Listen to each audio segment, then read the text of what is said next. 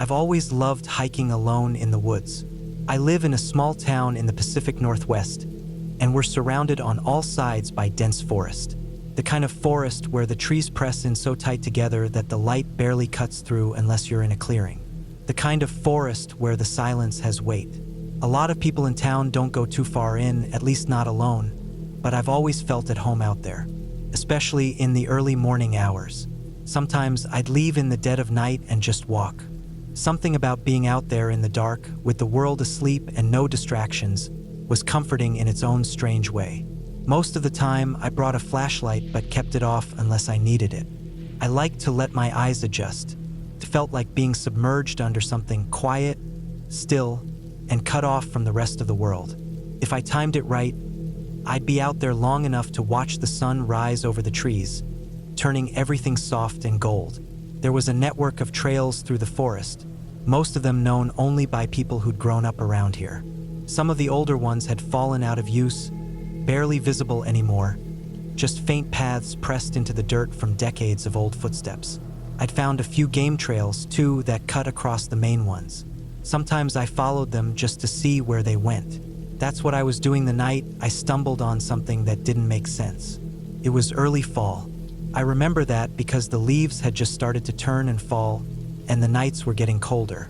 I had my usual setup: hiking boots, a light backpack with some snacks, a knife clipped inside, a bottle of water, a flashlight, and a windbreaker.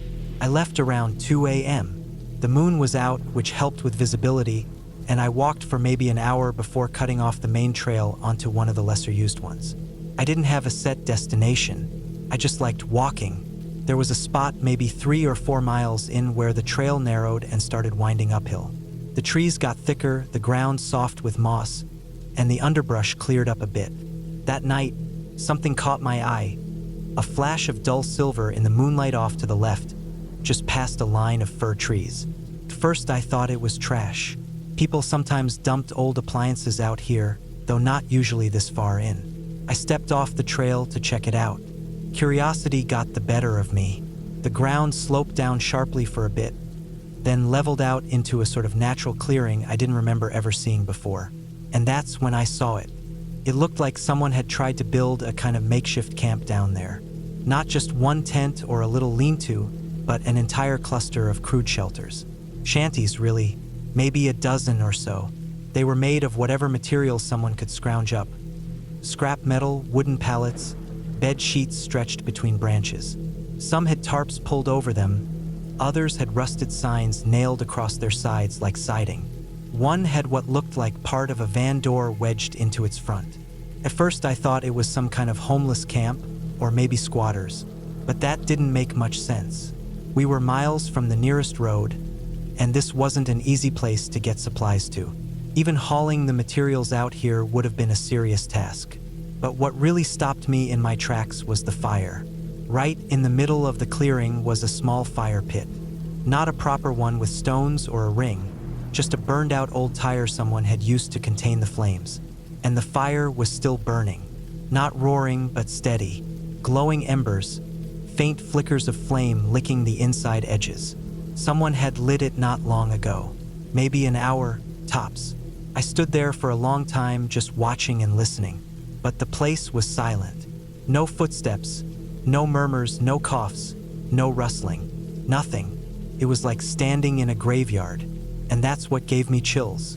A camp that size should have had at least a dozen people, but there wasn't a single soul in sight, and yet the fire still burned. I slowly stepped into the clearing, careful not to make too much noise. My boots crunched against dead leaves, and I winced at the sound. I kept looking around, half expecting someone to come charging out of one of the shanties, but nothing happened. The shelters weren't locked or closed up. Most didn't even have doors, just sheets hung loosely or openings cut out. I peeked into a few. Inside, there were sleeping bags, milk crates, old clothing, stacks of canned food, some plastic water jugs, even a rusted toolbox in one. But no people. No signs of struggle either. It looked like whoever had been here had just stepped out. Recently, the fire pit had a few charred sticks around it and a dented pot sitting next to the tire. There was a half-melted plastic fork lying nearby. I I knelt down and put my hand near the heat. Still warm, real warm. I couldn't explain it. No one would leave their fire burning in the woods like that, not if they cared about the place or safety.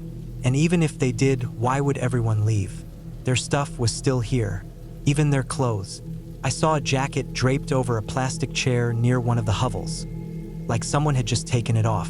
I walked slowly through the whole camp, pausing at each shelter, trying to understand what I was seeing. One had newspapers tacked up inside like wallpaper. Another had kids' toys scattered across the floor, little plastic dinosaurs, and a puzzle with half the pieces missing.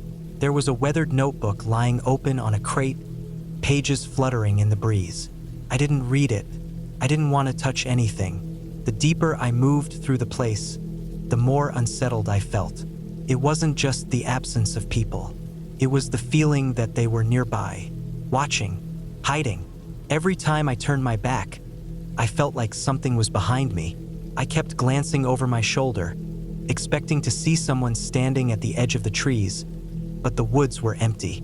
Then I heard something, not loud, just a soft crack, like a twig snapping under weight. Off to the far side of the clearing, near the tree line. I froze, waited, heard nothing else. I didn't call out. I didn't shine my flashlight. I just stood completely still. A minute passed, then another. Nothing. I slowly backed away from the shelter I'd been inspecting and made my way to the edge of the camp. I didn't run. I didn't want to draw attention. I didn't even turn my light on. I climbed back up the slope the way I'd come and got back onto the trail. I kept walking. I didn't look back until I was almost 2 miles down the path. Then I risked a glance behind me and saw only trees. Still, I didn't stop moving. I made it all the way back to the trailhead and into the gravel lot where my car was parked. It was starting to get light by then. The sky had that faint pink tint that comes right before sunrise. I sat in my car for a long time before I drove home. I didn't know what I'd seen out there. I didn't have a good explanation. The place had been real, I wasn't imagining it. I'd touched the shelters, felt the heat of the fire, seen the things they'd left behind. But I couldn't explain why no one had been there, or why they'd left in such a hurry, or why the fire was still burning when everything else was dead silent. I told myself I'd go back later that week during daylight. Bring someone with me, maybe take pictures, figure it out. But I didn't. Something about that place stuck with me. Not fear exactly, just a gnawing sense that I wasn't supposed to be there, like I'd wandered into something I wasn't meant to see. A few weeks later, curiosity got the better of me. I went back. It was late morning, clear sky, bright sun. I followed the same trail, cut off into the same spot, went down the same slope. The clearing was there, but the camp was gone. Not torn down, gone. Like it had never existed. No shelters. No fire pit. No scraps of tarp or plastic or clothing. Just dirt, leaves, and trees. The undergrowth had started to grow back, but I could still see where the ground had been flattened. The only proof that anything had ever been there was the faint blackened ring where the fire pit had been. Just scorched earth. No tire. No coals. I looked around for hours. Nothing. I haven't told many people about it. The ones I have told think I made it up or had some kind of hallucination. But I know what I saw. I was there. I felt the heat of the fire on my hand. I walked through the camp. I saw the things they left behind. I don't know who built that place. I don't know why they left. I don't know where they went or why they vanished without taking their things. I don't know why the whole place disappeared like it had never been there at all. I've never seen anything like it since. But every now and then, when I go hiking at night and the woods are quiet, I catch a whiff of smoke that shouldn't be there. Or I see a flicker of light off the trail, too faint to be moonlight. And I remember that empty camp, the silence, the fire, and I keep walking. I've done a lot of hiking over the years, mostly solo. It's not because I don't have anyone to go with. I just like the quiet. There's something calming about the rhythm of your boots on the dirt, the sound of wind in the trees, and the way you can go hours without hearing a voice. I'd always stuck to trails I knew, but last summer, I decided to try something new. A friend from work mentioned an old forest trail outside a small mountain town. said it was hardly ever used anymore and that the views were worth it. That kind of thing always pulls me in. It started like any other hike. I parked off a gravel road that branched off from a bigger highway, left the car behind a patch of trees where it wouldn't be seen easily, and started walking. The entrance to the trail didn't have any signs, just a narrow gap between trees where grass had been beaten down enough to tell people still walked it now and then. I had a pack with water, protein bars, and some basic first aid stuff. I didn't plan on staying overnight, but I had a flashlight and a lighter just in case. It was one of those dry, hot mornings where the air felt still and heavy, the kind of weather that makes everything seem too quiet. The first part of the trail wound uphill through pine trees and thick brush. It was clear someone had walked it recently. Broken twigs, a few boot prints in soft patches of dirt. I followed it for an hour or so before I noticed the change. The path started narrowing, and the plants on either side felt like they were pressing in closer. I saw more signs of human activity. Old snack wrappers here and there, crushed beer cans, a broken folding chair that had been left to rot under a tree. I figured kids or hunters had been out there. It didn't really bother me, but it felt odd how far from the road this stuff was. About 3 miles in, I came across what looked like a trail junction, but it wasn't marked. The main path kept going uphill, and a smaller one curved off to the right, dipping into thicker woods. Something about it made me stop. I can't say exactly what it was, just a feeling. The smaller trail looked darker, like the trees had grown over it more, and the ground didn't seem as worn. But I wanted something new, and I figured I could always turn around if it felt wrong. That trail dropped into a shallow ravine. The air got cooler, and the sound of birds faded. It was all pine needles and mud, and the deeper I went, the quieter it got. After about 15 minutes, I saw something up ahead through the trees. At first, it looked like shadows or rocks, but as I got closer, I saw it was more than that. There were tarps stretched between trees, old ones, faded blue, torn in spots, some with moss growing on them. I stopped and just looked at it for a second. I didn't see anyone, but there were signs of life. Bags hanging from branches, a cooler, what looked like a makeshift fire pit with a few charred pieces of wood still in it. I didn't move any closer. I stood still and listened. Nothing. No wind, no animals, no movement. But something about the place didn't feel abandoned. It was messy, but not the kind of mess you get after something's been left behind. The tarp ropes were tight. The fire looked like it had been used recently. And the cooler, those things don't last long outside unless someone's been looking after them. I felt a tightness in my chest. My first thought was that it was probably a homeless camp. Not uncommon, especially in the mountains. People looking to get away from town, maybe avoiding the cops or just trying to live without being seen. The kind of people who don't want visitors, especially someone they don't recognize. Especially someone who might seem like law enforcement. I wasn't, but they wouldn't know that. I took a step back, quiet as I could, and then another. I didn't turn around, didn't want to make noise in the underbrush. I moved slowly, step by step, until I was back on the trail. Still, I didn't hear anything, but the hairs on the back of my neck were standing straight up, and my breathing was shallow. I kept walking, not fast but steady, trying not to look like I was running away. About 10 minutes later, I stopped again and listened. I thought I heard something behind me, a soft snap of a branch. I froze, came again, then silence. I stayed still for what felt like 5 minutes. Then I moved again, a little faster now, trying not to panic. But I couldn't shake the feeling that I was being followed. I didn't want to use my flashlight, even though the trail was getting darker. The trees were thicker now, and the slope made it hard to keep your footing. I stumbled a few times. Then I saw something off to the side, not far from the trail. A rope, just a length of rope tied between two trees about waist high. It looked like a tripwire, and I only noticed it because the angle of the sun caught it just right. I stopped cold. That wasn't normal. No camper or hiker sets a rope across a trail like that unless they're trying to catch or warn someone. Or worse, I stepped around it carefully and kept going. At that point, my whole body was on edge. My instincts were screaming that I needed to get out of there. I kept thinking maybe they'd seen me and thought I was someone else. Maybe they were trying to scare me off. Maybe they were hiding nearby, just waiting. When I finally made it back to the original trail, the one I'd come in on, it felt like a relief. But I didn't relax. I kept walking faster now, and I stopped less. I wanted to be out of the woods before it got dark.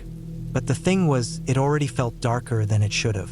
The sun wasn't down yet, but the trees were so dense it looked like dusk already. About a mile from the car, I saw movement again. This time, I was sure of it. A shape off to the side, down a shallow slope. Someone crouching, maybe 30 yards away, partly hidden behind a tree. I didn't stop. I didn't look at them. I just kept walking, like I hadn't seen anything. My pulse was thumping in my ears. I didn't want to run, but I was close to it. I made it back to the car without stopping again. The doors were locked. I got in and started it as fast as I could, then pulled out onto the gravel road and didn't slow down until I hit the highway. Even then, I kept checking the rearview mirror. I didn't tell anyone right away. I felt weird about it. Maybe I overreacted, I thought. Maybe it was just some campers or squatters who didn't want trouble. But the rope across the trail, the hidden person at the end, the way the whole area felt, it stuck with me. It still does. A few weeks later, I read something online. A short piece in the local paper about a hiker who'd gone missing not far from where I'd been. Same general area, same kind of trail. They hadn't found anything but his car. No body, no pack, just gone. I don't know if it was connected. Maybe it wasn't. But it got to me. I kept thinking about that tarp camp and how quiet it had been. How ready it looked. Like someone could be hiding just feet away without you knowing. I haven't been back there. I still hike, but I stay on marked trails now, trails with signs and people. I carry more gear now, too. And I never, ever follow unmarked paths into the woods. I know what I saw wasn't a ghost or a monster, but I also know it wasn't right. There was something out there, someone, people who don't want to be found, people who hide when they hear footsteps, people who make sure you don't see them until it's too late. I was lucky that day. I know that now. If I hadn't turned around when I did, if I'd walked into that camp, or tripped on that rope, or reacted differently when I saw that figure crouching in the trees, I don't think I would have made it out. I don't think I'd be here writing this. It was probably a homeless camp. That's the logical explanation. But whatever it was, they didn't want company. And if they hear someone coming, I think they hide just long enough to make sure that person keeps moving. Or they wait for the right moment when the person stops moving. I didn't stop, and I won't make that mistake again. I like to hike the woods that surround my town. It's not a huge place, and the sprawl thins out quickly into dense green forests that go on for miles. I've been walking those trails for years. I know the main paths, the little side trails, the clearings where deer sometimes graze, and the steep rocky places that give you a good view if you're willing to climb a bit. Hiking has always been a kind of ritual for me. Sometimes I start out late, really late. I like watching the woods turn over into day, being out there in the dark when it's just me and whatever's alive and awake in the trees. There's a stillness I crave. I've seen the sun rise more times out there than I can count. The sky shifting from black to purple to red to gold through the canopy. The weirdest thing I ever saw out there happened maybe 2 years ago. It was fall, early October, the trees just starting to change, the air sharp but not cold. I'd left my place just after midnight. I had a small backpack with some water, a flashlight, a snack or two. I wore layers. It was one of those nights where the moon was bright enough that you didn't need a light most of the time. I took the usual trail that winds down past the old quarry and splits at a big leaning pine. I went left, deeper into the woods, where the trail narrows and gets a little overgrown. That part's rarely used. It's not on the park maps. It's mostly just worn in by folks like me. I had this plan to get out to one of the ridges by dawn, the one with a view across the tree line to the east. I'd done it before. It's about a 3-hour hike if you don't stop too much. So I was making good time, walking steady, listening to the dry leaves crunch underfoot. Sometimes I'd hear something move off the trail, probably a raccoon or a fox. Nothing unusual. But then I noticed the smell. It hit me before I saw anything. It wasn't a bad smell exactly, just out of place. With smoke and something faintly sour, like damp clothes left in a bag too long. Then I saw it, through a line of trees just off the path. The area was slightly sunken, like an old creek bed or a dry wash, and there were structures, about a dozen of them. Small, crude shelters made of tarps, old blankets, branches, and scraps of metal and plastic. Not houses, not even proper tents, just enough to block wind and rain. In the center was a ring of blackened rocks and, surprisingly, an old tire that had been burned into a makeshift fire pit. The fire was still going. Low, flickering coals, a few red tongues of flame. I stood there staring, heart beating harder than before. It was completely quiet. Not a single person in sight. No footsteps, no voices, nothing. But someone had built this place. Someone had made the fire. Someone had been there recently. I stepped down off the trail a bit, moved closer, slowly. My boots crunched the leaves and I tried to be careful, but the forest floor is noisy and fall. I stood maybe 15 feet from the nearest hovel. It was made from a blue tarp tied up with twine and bent tree limbs. Inside, I could see a milk crate and a rolled-up sleeping bag. Next to it, a pair of worn-out sneakers. It looked lived in. Everything did. One of the shelters had a stack of old soup cans outside it, some rinsed, some not. Another had a plastic tub with what looked like folded clothes. I didn't touch anything. I just looked around, trying to make sense of it, because it wasn't just a random camp. It was a kind of settlement. It had structure. Somebody, or more likely, a group, had been out here long enough to make themselves a small community. And they'd left in a hurry. That was the weirdest part. The fire still burning meant they hadn't been gone long. Maybe an hour? Less? The shelters looked like people had just stepped out. A few personal items left behind. Half a deck of cards on a blanket. An open book with a pen in it. A spoon still resting in a metal cup like someone had just stirred it. But no people. Not even a trace of movement in the trees around me. I started to get that prickly feeling on my neck. Like I was being watched. Like someone had stepped behind a tree just before I looked. I turned in a slow circle, scanning the dark woods. I didn't see anything, but that didn't mean much. These people, whoever they were, knew these woods. They had to. They built a camp out here where nobody was supposed to go. They were probably watching me right then. I didn't stay long. I backed away the same way I came in. I didn't run, but I walked fast and careful, ears straining to catch any footsteps behind me. I didn't hear any, but my skin stayed tight the whole way back to the trail. Once I was on it again, I picked up speed, heading for the junction. I didn't stop till I saw the leaning pine again. Even then, I kept going until I hit the main trail. That was the first time I ever felt unsafe in those woods. I didn't tell anyone about it right away. What would I even say? That I found a weird abandoned camp? That people had been living out there and vanished the moment they heard me? It wasn't illegal, technically. People go off-grid all the time. And it made sense that if they were homeless or avoiding attention, they'd scatter if someone got close. Especially if they thought it might be a ranger or a cop. I wasn't either of those things, but they didn't know that. Still, it stayed with me. The quiet. The feeling of being seen. The fact that the fire was still burning. A week later, I went back. This time during the day. Early morning, with full sun and the sounds of birds and wind to keep me company. I took the same path, went back past the quarry, the leaning pine, and into the off-trail again. The smell was gone this time. No wood smoke. No sign of a fire. When I reached the clearing, it was different. The structures were gone. Not destroyed. Gone. As if they'd never been there. No tarps, no blankets, no scrap. Just bare forest floor, scattered leaves, and a few disturbed patches of dirt where something had been dragged or pressed down. Even the fire pit was gone. The tire wasn't there. The blackened stones had been moved or taken. I walked the area slowly, checking for anything: trash, footprints, broken twine, food wrappers. Nothing. It was like someone had come in with the express purpose of erasing the place. That told me one thing. Whoever they were, they didn't want to be found. I haven't gone back to that part of the woods since. Not because I'm scared of people living out there. I get it. Life's hard. You do what you have to. But because I know now that there are eyes in the trees. That I wasn't alone when I stood near those shanties. that someone had probably been 10 feet away watching me watch their world. It wasn't ghosts or anything like that. It was just people. People who knew how to disappear, who moved through the forest without a sound, who saw me and decided not to be seen.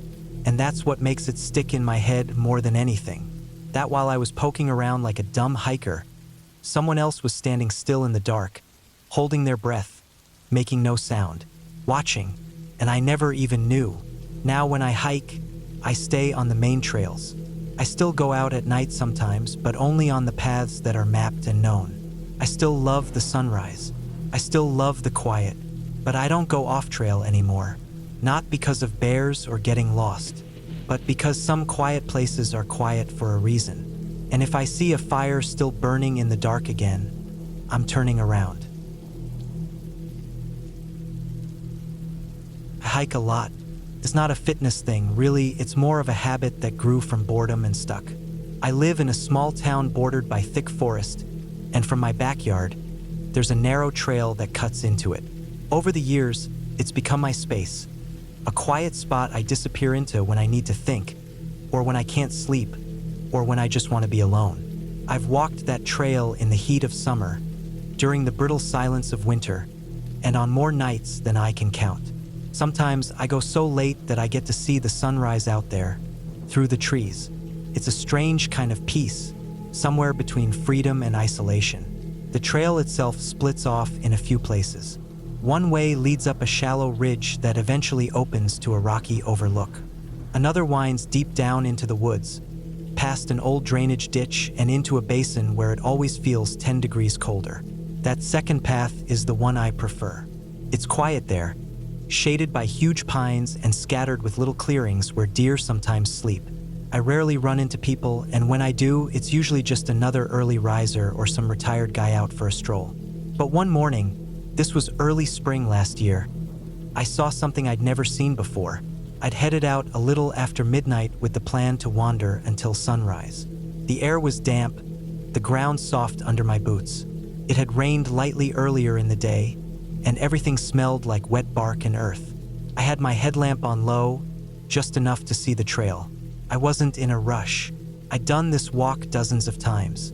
I don't know exactly how far in I was when I first noticed something different. Maybe an hour? Time kind of slides around out there. The path I was on dipped into that colder basin area, and as I moved deeper, I started seeing things off the trail. Bits of cloth fluttering in the low breeze, flashes of silver reflecting from my headlamp. At first, I thought it was litter. Maybe some kids had been drinking out there and left their mess behind. But the deeper I got, the more it came together.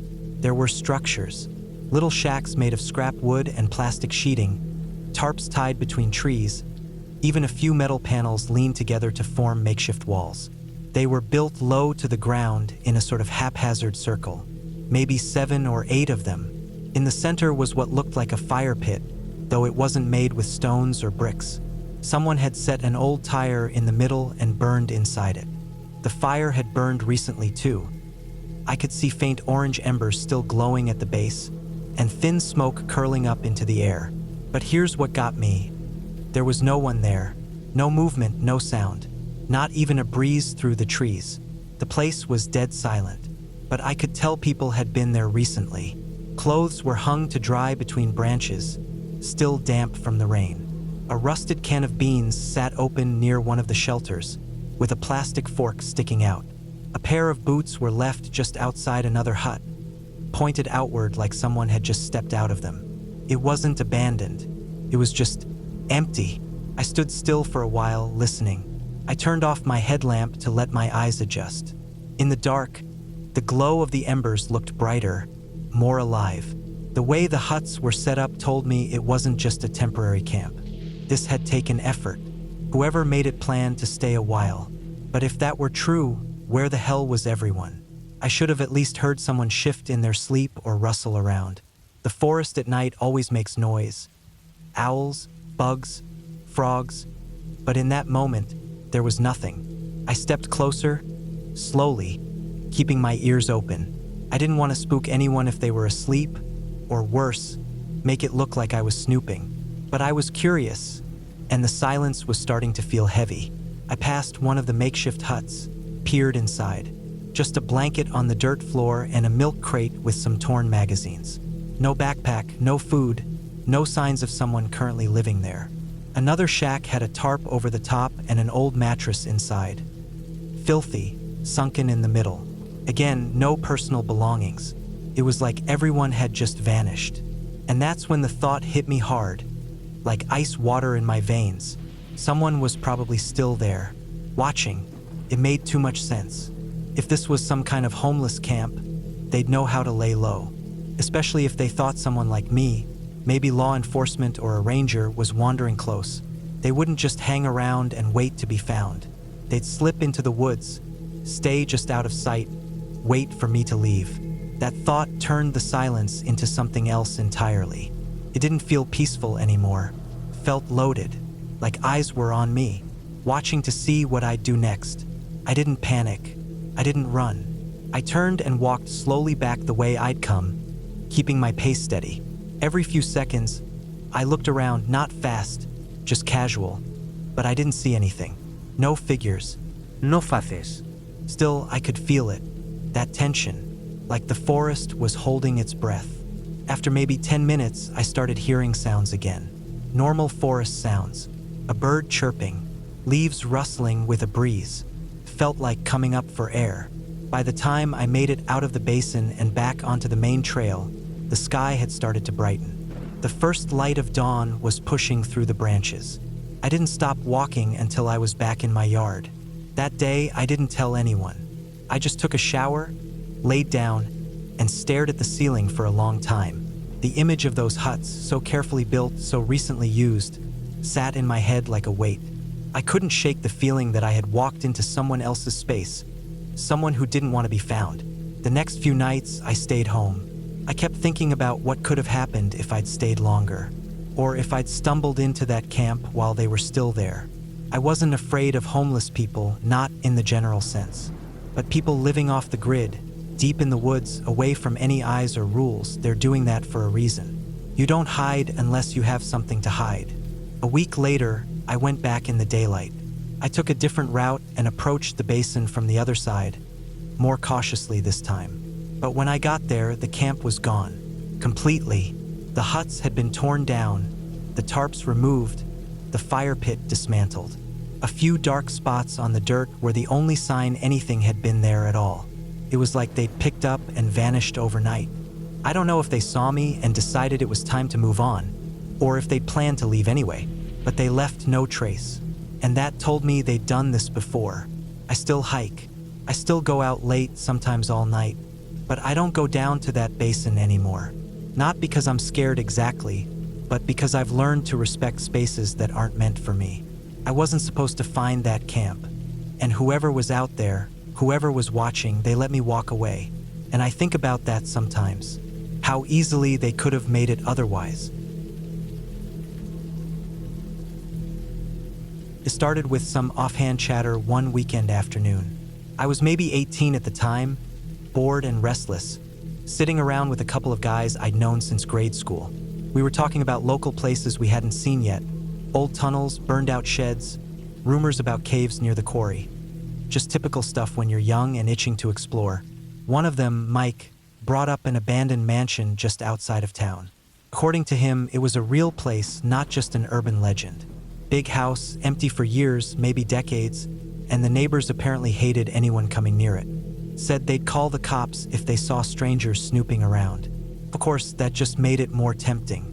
I didn't go with them when they tried to find it the first time. They said they only got a look at it from a distance before someone pulled up in a truck and they had to bolt. But it planted a seed in my mind. The way they talked about it, this huge old place just sitting out there waiting to be explored, got to me. A few weeks later, I decided I was going to find it myself. The mansion was supposed to be close to Meadowdale Beach Trail. That trail wasn't especially remote or dangerous. More of a well-trodden walking path through some woods, eventually dropping down to the beach. Families went there, joggers.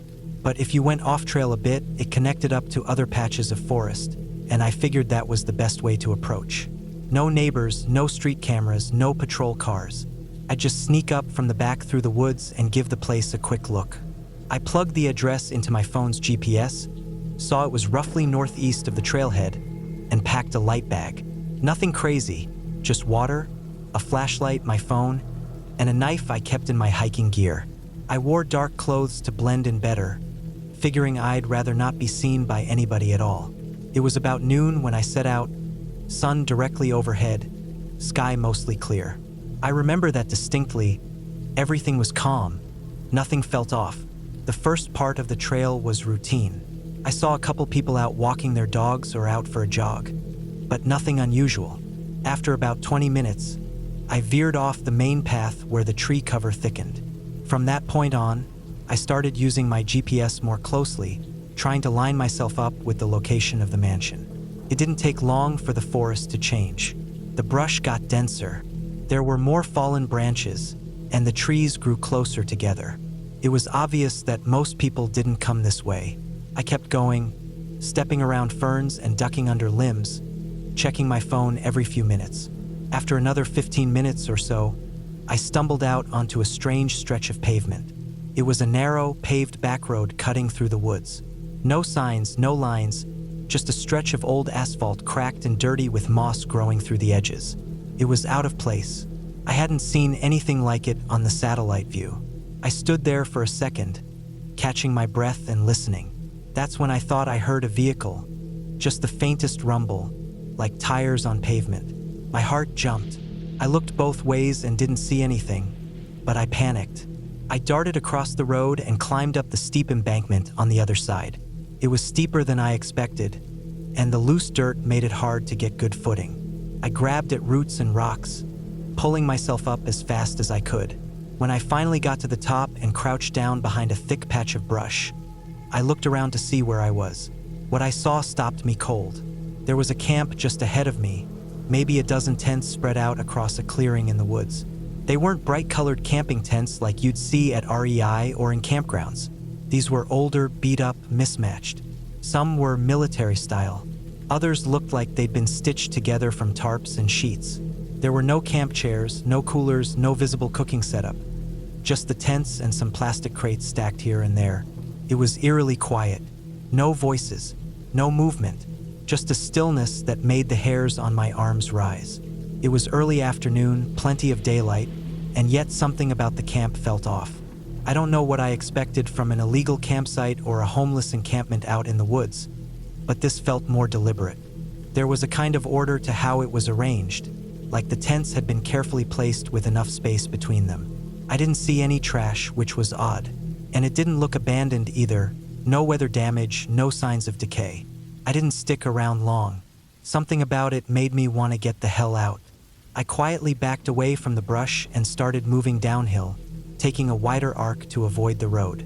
I never saw anyone, but the entire time I kept feeling like I was being watched.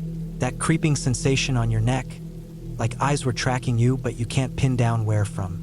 I made it back to the trail and got out without seeing anyone else. I didn't tell my friends what I saw. I figured they'd either call bullshit or want to go check it out for themselves, and I didn't want to go back. But I didn't let it go either. The mansion still had its grip on me. A couple of months later, on a cloudy weekday morning, I decided to try again. This time, I followed a different route, one that came in from a different trailhead on the far side of the woods. I never crossed that back road again, never even got close to the tents.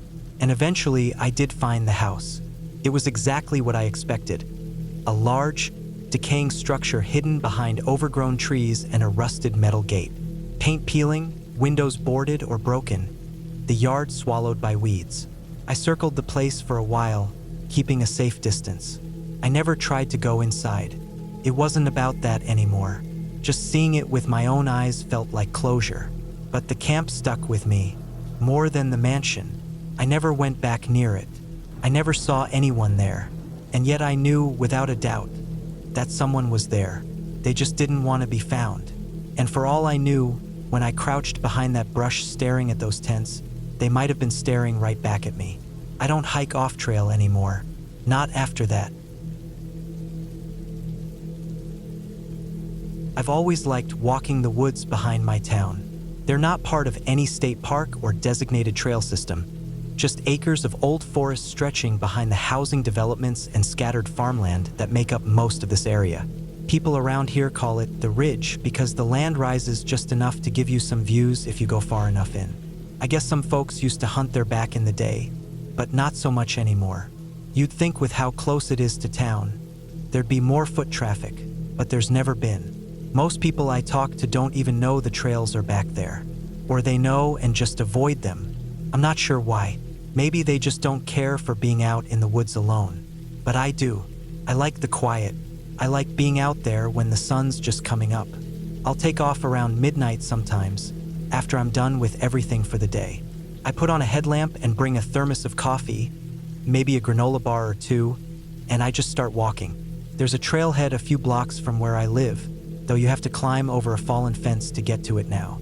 From there, it winds about a mile into the woods before splitting off into other overgrown paths that don't really go anywhere in particular. Sometimes I'll bring a compass and see if I can find new paths or mark old ones. Sometimes I'll follow deer trails. I've never gotten lost, and I know that patch of woods better than any place else. It was in early October when I saw the shanty town. I remember the night clearly. The air had that kind of weight to it that comes before real cold sets in, heavy and still almost warm but not quite. I've been walking for about an hour, maybe more. I wasn't trying to get anywhere specific. I was just letting my legs move while my mind drifted. I didn't even have music in my ears that night. Just the sound of the leaves underfoot and the occasional crack of a branch far off in the dark. Around 2 in the morning, I crested this little rise where the trail split. Usually, I take the right fork because it leads to an overlook, but something made me go left that time. I can't say why, just felt like a change. The left trail dips down into a shallow hollow, which then flattens out and gets real quiet. It's always been like that, almost like the sound disappears down there. The trees are packed tighter and there's thick undergrowth, and even in daylight, the place stays dim. I walked maybe 50 yards in and then stopped. I thought I saw something through the trees off to my right, just a glimmer of movement. It looked like light, flickering low to the ground. I shut off my headlamp and crouched a little, squinting through the branches. That's when I noticed the fire. It was small, low to the ground, and steady, not wild or spreading, just burning like someone had built it on purpose. I figured maybe someone else had wandered in here and set up camp, though it'd be a weird spot to do that. No water nearby, no flat ground, nothing but trees and scrub. I pushed through the brush to get a better look. The fire was maybe 40 feet off the trail. When I got closer, I realized it wasn't just a fire. It was a whole setup. There were shelters, dozens of them, little makeshift huts made from scrap wood, old metal signs, broken tent poles, tarps, even bed sheets strung over low-hanging branches. Some were big enough to crawl into. Others were just lean-tos. One had a table made out of cinder blocks and plywood with an old cooking pot on it. Another had an upturned shopping cart filled with what looked like clothes and trash bags. And in the middle of it all, a fire pit made out of a rusted car tire. Flames were licking up just high enough to give everything around it that soft orange glow. But there was no one there. I stood still for a long time just looking around, listening. Nothing. No footsteps. No voices. Not even a cough. Just the quiet pop of the fire and the rustle of wind in the trees. The place looked like it could have held a dozen people, easy. Maybe more if they didn't mind being close. But every hovel was empty.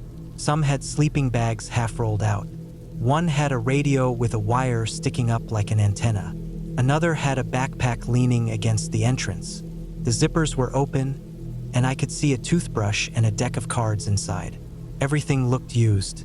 Not abandoned, not wrecked, used.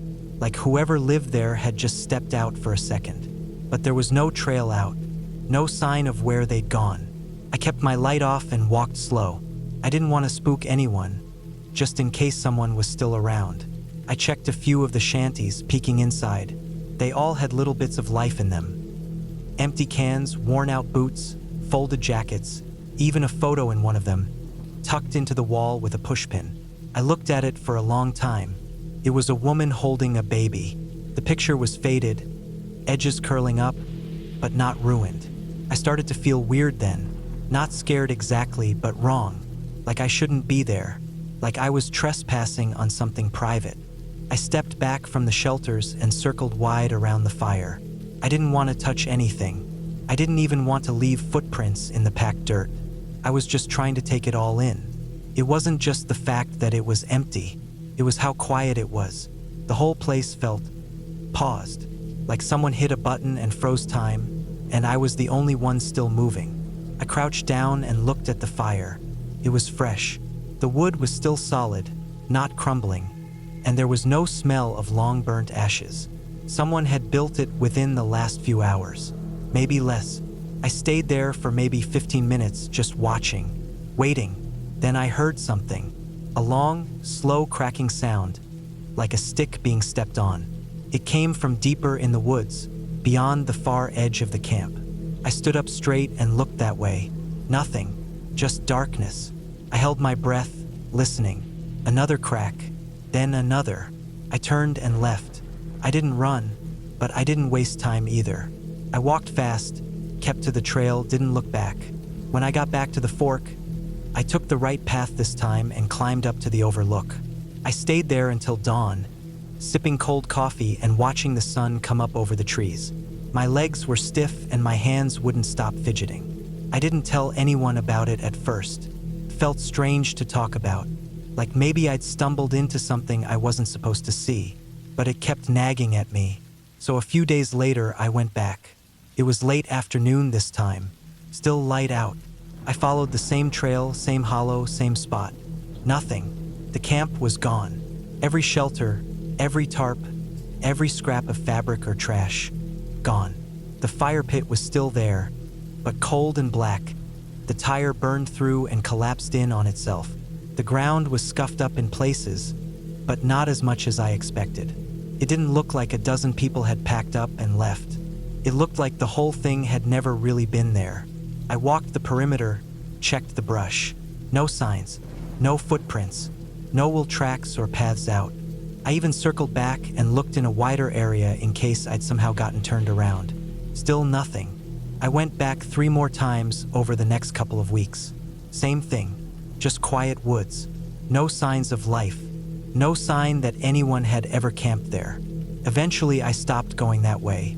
I still hike, still go out late, still watch the sunrise from the ridge when I get the urge. But I don't take the left fork anymore. I don't go near that hollow, and I haven't seen anything like that since. But I think about it sometimes, about the fire still burning and the shelters so carefully built, about the photo in the wall and the toothbrush in the open bag. I wonder what happened to the people who lived there. I wonder why they left in the middle of the night. I wonder why they left everything behind. And most of all, I wonder if they ever came back. Because if they did, I never saw them. And if they didn't, where did they go?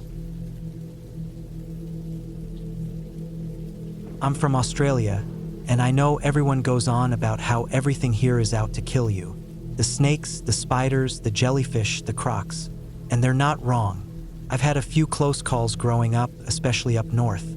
One time I nearly stepped on a brown snake when I was bushwalking near Rockhampton, and another time I came way too close to getting stung by a box jellyfish when I was swimming off the coast. You grow up watching where you step and never taking your surroundings for granted. But I've always felt some sense of control in the bush back home. You learn what signs to look for. You keep your distance. Most things will leave you alone if you don't go poking around. But then I moved to the US for work. I had a good opportunity come up in Colorado with a research institute, and I figured it was time for a change. I liked the outdoors, I liked hiking, and I'd always wanted to see the Rockies. What I didn't really think much about before moving was the wildlife. Specifically, cougars, mountain lions, whatever you want to call them. I'd never seen one, obviously. We don't have anything like them back home. But the idea of a big cat silently stalking you from the treeline while you have no idea it's even there, that scared the shit out of me. You can see a snake.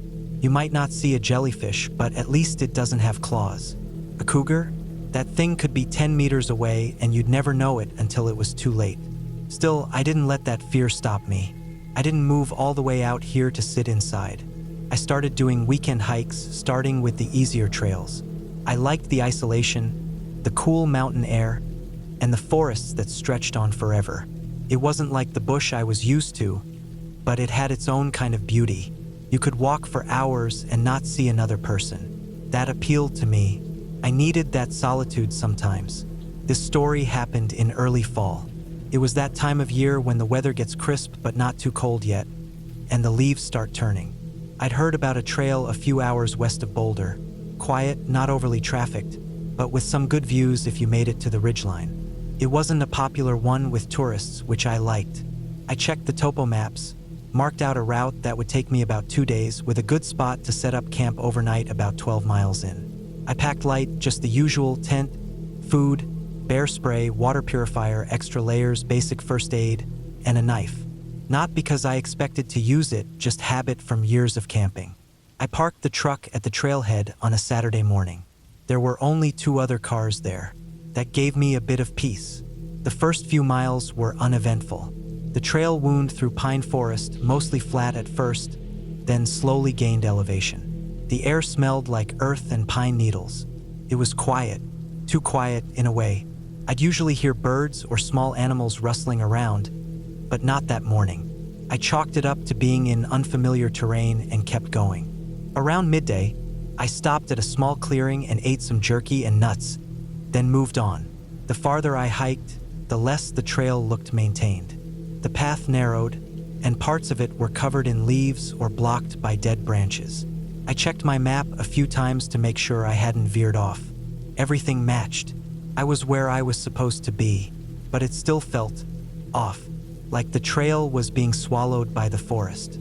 After a while, I stopped seeing any signs of recent use. No boot prints, no tire marks from bikes, no wrappers or trash. It looked like no one had been up this way in a long time. By late afternoon, I reached a spot near a dry creek bed where I planned to camp. It was flat, and there was enough room between trees to pitch the tent. There was even a decent spot to build a small fire ring, though I decided against it. I didn't need it, and I didn't want to attract anything. I set up the tent, had a bit of food, filtered some water from a stagnant pool farther upstream, and sat on a log until the sun started dropping behind the trees. The forest got dark fast. I didn't want to be out walking around in the dark, so I crawled into the tent and lay there listening. That's when I heard it. A snap of a branch. Sharp, close, not wind, not a squirrel. Something heavier. I froze. My head went straight to mountain lion. I reached for the bear spray and kept it beside me. More rustling, then silence. I lay there for what felt like an hour, barely breathing. Nothing. Eventually, I must have dozed off. I woke up just after midnight. It was the cold that got me first. The temperature had dropped fast, and even in my sleeping bag, I felt the chill. Then I realized something else. I didn't hear anything. No crickets, no owls, no wind through the trees. It was completely still. That's never a good sign. The bush back home goes quiet when something big is moving through. It means everything's watching, waiting. Then I heard it again. Something moving. Soft, slow steps through the leaves. It circled the tent. Once, twice. Then it stopped on the far side. I didn't move, didn't make a sound. My heart was pounding so hard I thought whatever it was would hear it. I had my knife in one hand, bear spray in the other. No idea what good either would do against a full-grown cat. I waited. The steps moved away. I didn't sleep again that night. When the sun finally rose, I packed up faster than I ever had before. I wanted to believe I imagined it, that it was a deer or something else harmless. But when I stepped out of the tent, I saw prints in the dirt. Not clear, but big, round, feline, too big for a bobcat. I didn't even eat breakfast. I just threw everything in my pack and started hiking back. But it didn't end there. A few miles in, I felt it again. That feeling of being watched. I kept scanning the trees, the ridges above the trail. I couldn't see anything. Then I started seeing the scat. Fresh, big. Cats mark their territory. I knew that. This one wanted me to know it was here, and that I wasn't welcome. About halfway back to the trailhead, I found something else. A shredded rabbit carcass right beside the trail. Still warm. No scavengers had touched it yet. It hadn't been there the day before. I didn't stop to study it. I moved faster, trying not to look like prey. I kept the bear spray in hand. The silence followed me. No birds, no chipmunks, nothing. The last 2 miles were the worst. Every shadow looked like something crouching. Every gust of wind in the branches sounded like movement. I tripped more than once trying to hurry, but I didn't care. I just wanted out. When I finally saw my truck through the trees, I felt a wave of relief. But that didn't last long. There were scratches on the back tailgate. Not deep, but definitely there. Parallel marks like from claws. I checked the doors, still locked. Nothing inside was touched, but something had been there, right at my vehicle. I didn't waste time. I got in, started it, and drove. I didn't stop until I was back in Boulder. I tried to tell myself I'd overreacted, that maybe I was just spooked. But deep down, I knew better. I talked to one of the local rangers later, just casually, without giving away too much. He told me that trail had seen less use in recent years. There'd been some unofficial closures after reports of aggressive behavior by wildlife, mainly mountain lions. Nothing official. They didn't want to stir up panic, but locals knew to avoid it. I haven't gone back since. I still hike, still get out into the mountains, but I stay on the more traffic trails now, ones where you'll see at least a few people a day. I carry bear spray, I keep aware, and I never camp alone out there anymore. Back in Australia, we joke about how dangerous our animals are, but at least most of them won't follow you for miles, won't wait for you to fall asleep, won't stalk you silently through the trees. That's the thing about mountain lions. They don't roar. They don't growl to warn you off. They watch, they wait, and by the time you know they're there, it's already too late. I'm just glad I made it out before finding out what the end of that process looks like.